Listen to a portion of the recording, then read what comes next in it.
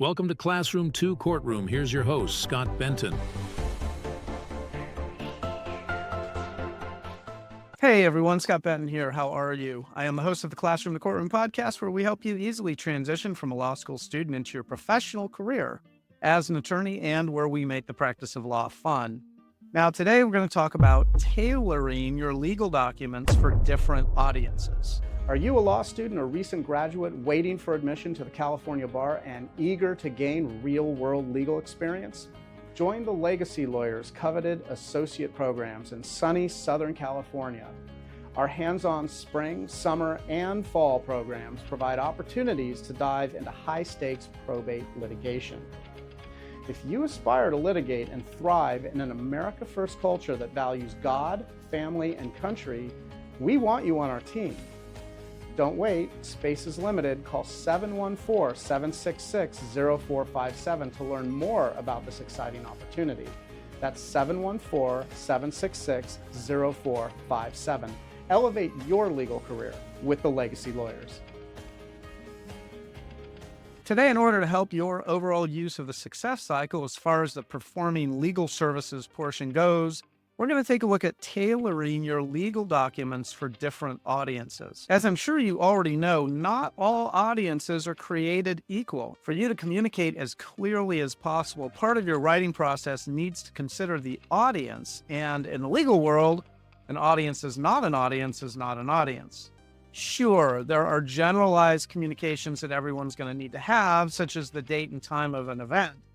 But stylistically speaking, some audiences are going to want information presented to them one way, while other audiences are going to want information presented another way.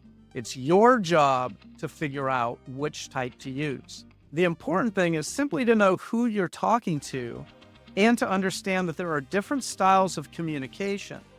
That alone is going to go a long way to inform and improve the quality of your legal work.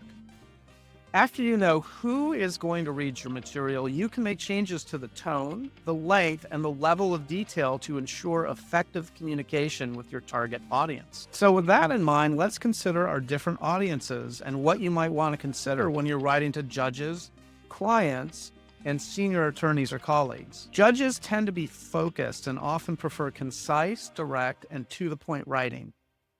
That means they tend to prefer summaries that get straight into the legal argument.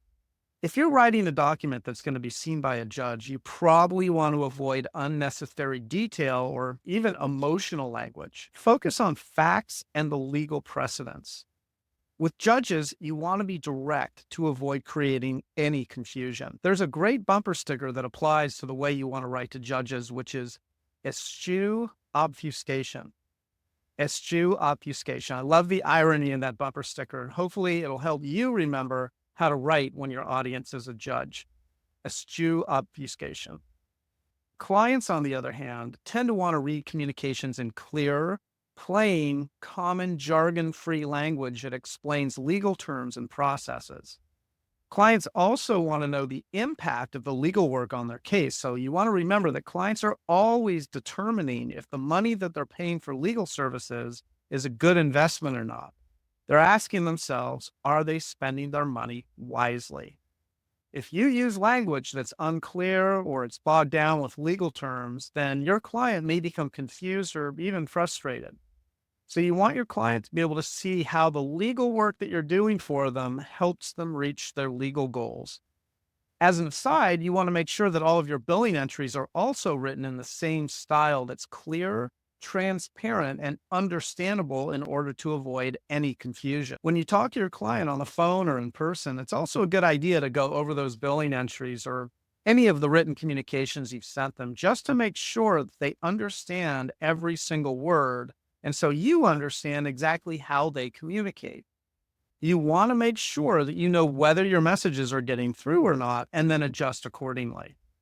Writing for senior attorneys or colleagues is probably going to be the most detailed, comprehensive, and technical writing that you're going to do. Senior attorneys expect thoroughness and legal documentation with citations, strategies, and analysis included in what you're giving them, but they also want brevity. So there's kind of a fine line that you need to observe there. It's a little bit of a paradox. Additionally, you want to be able to anticipate their questions and answer them beforehand in your writing so they don't have to come back and ask you. Present all of the relevant information you have clearly and thoroughly. Now, of course, the more that you work with a senior attorney, the more you're going to begin to understand their preferred writing style, and you'll be able to deliver documents exactly in the style that they expect them to be delivered in. But one helpful tip is to present all relevant information clearly and thoroughly up front, and don't let it sit somewhere lost at the end of the document. Senior attorneys are busy, and like judges, they want you to get to the point. But they're also attorneys, so they're going to want to have the detail as well. So you need to know how to separate out the information that you're giving them, where it goes in the document, and where you want to be direct and to the point, and where you want to include more detail. The writing you put together for the senior attorneys is probably going to take the most skill and the most time. Now, that's not always true, but considering the blend between short and to the point, and then fleshed out and detailed, it's just going to take a little bit of focus to get it right. But remember that you're going to want to make sure that you adjust the tone based on who it is that you're writing to. First and foremost, you want to consider your audience. Judges may expect a more formal approach, while clients may need you to be a little bit more conversational and stress clarity. With clients, remember that you're always demonstrating the value of the work that you're performing, but you also want to be careful not to overwhelm the reader. As for the length of your writing, judges want brevity and precision, while clients may want more context. It's going to depend on what the senior attorney is looking for at the time, so make sure you ask what's needed with each and every assignment.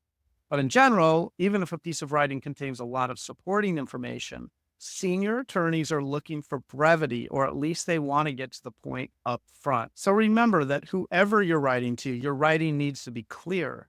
Stay mindful about who your audience is and tailor your writing to that particular type of audience.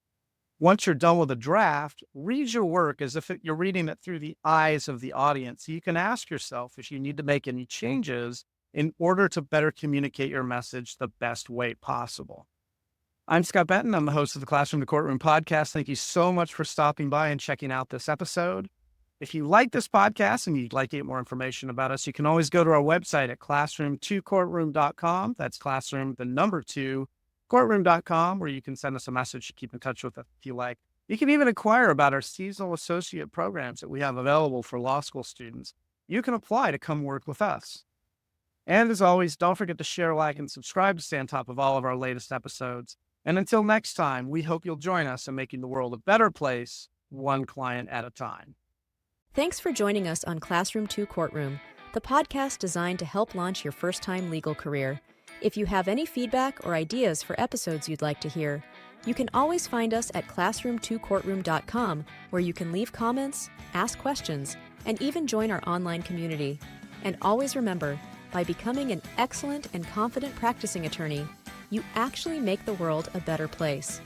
Now get out there and master the art of practicing law.